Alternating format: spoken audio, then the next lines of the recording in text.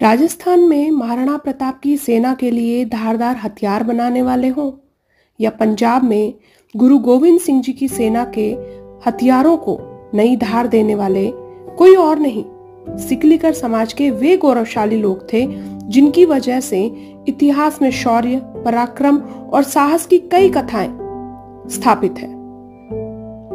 जब युद्ध और सेनाएं नहीं रही तो यही ताकतवर हथियार बनाकर भारत के स्वाभिमान की रक्षा में कंधे से कंधा मिलाने वाला यह गौरवशाली समुदाय व्यवसाय करने के लिए गांव-गांव में घूम घूमकर अपनी विशिष्ट सेवा उपलब्ध कराता था। इसीलिए एक अस्थिर जीवन शैली बन गई जो आधुनिक समय में मेल नहीं खाती। शिक्षा, स्वास्थ्य, सामाजिक सम्मान, जीवन की बुनियादी आवश्यकताएं और संवैधानिक अधिकारों से ये लोग बहुत दूर हो गए, बहुत वंचित रह गए। विडंबना तो यह हुई कि ब्रिटिश सरकार के आर्म्स एक्ट लागू करते ही इनका यह परंपरागत पेशा अचानक ही अपराध की श्रेणी में आ गया। बिना किसी गलती के अवैध हथियार बनाने की वजह से कानून की नजर में ये लोग अपराधी घोषित हो गए।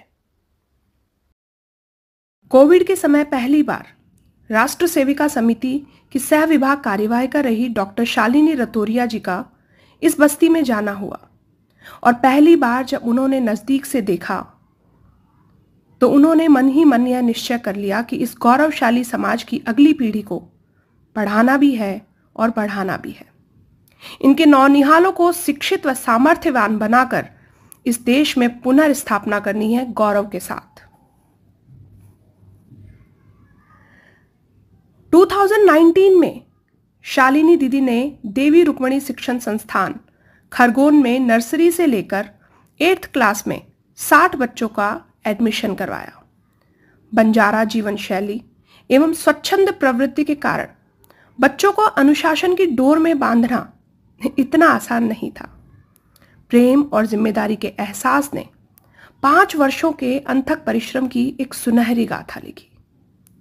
कुछ बच्चे इस वर्ष 10th बोर्ड परीक्षा देंगे। चित्रकारी, खेल, शिक्षा, योग, नृत्य, संगीत, जीवन कौशल जैसे सभी क्षेत्रों में यह सभी बच्चे बेहतरीन प्रदर्शन कर रहे हैं। प्रशासन, पुलिस सभी की नजर में जो बच्चे अपराध की नजर से देखे जाते थे वो आज संस्कारवान नजर आते हैं। सिख समाज का इतिहास शौर्य और बलिदान की गाथाओं से भरा हुआ है। सिकलीकर समाज ने भी भारत के निर्माण में अपनी महत्वपूर्ण भूमिका निभाई है। विषम से विषम परिस्थिति में भी इन्होंने अपने धर्म, संस्कृति और शौर्य गाथा की परिपाटी को जीवित रखा है।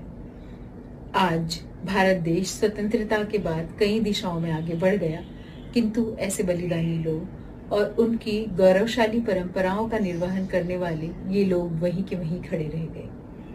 आज इनके सामने सबसे बड़ी चुनौती है अपने कौशल को जीवित रखना, रोजगार के अवसर बनाना और स्वाभिमान के साथ समाज में पुनर्स्थापित होना। नई पीढ़ी के सामने भी यही प्रश्न है, किंतु उत्तम शिक्षा के माध्यम से इन प्रश्नों को हल किया जा सकता है। अच्छी शिक्षा मिलते ही इन विद्यार्थियों ने अपने आसपास के वातावरण में सकारात्मक परिवर्तन लाने में सहयोग किया है। आइए हम इनके प्रति अपने दृष्टिकोण को दिशा दें, इन्हें शिक्षा के साथ साथ रोजगार के अवसर उपलब्ध कराएं, जिससे ये भारत की उन्नति में अपना सर्वश्रेष्ठ योगदान दे सकें और यही राष्ट्र के लिए हमारी सच्ची सेवा होगी। जय भारत,